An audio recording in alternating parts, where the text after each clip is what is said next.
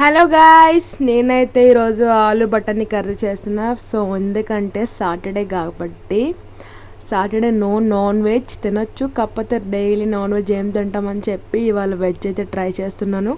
Maybe మీరు ఒకవేళ veg lovers అయితే మీరు కూడా ఒకసారి ఇలా కర్రీ ట్రై చేయండి. చాలా అంటే చాలా నచ్చుతుంది. చికెన్ కన్నా ఇదే బెస్ట్ ఏమో నాకు తెలిసి. మాత్రం నేను ఫస్ట్ టైం ఇలా ట్రై చేయడం. నాకు అంత నచ్చదు వెజ్ అంటే, కాకపోతే ఏదో ట్రై చేశాను నార్మల్గా బాగుండిద్దేమో అని చెప్పి. ఇంకా నేనైతే మంచిగా కర్రీ అయితే ప్రిపేర్ చేస్తున్నాను అనమాట. ఆలు బటానీ మసాలా కర్రీ అనమాట ఇది. నేనే పెట్టుకున్న పేరు కూడానా.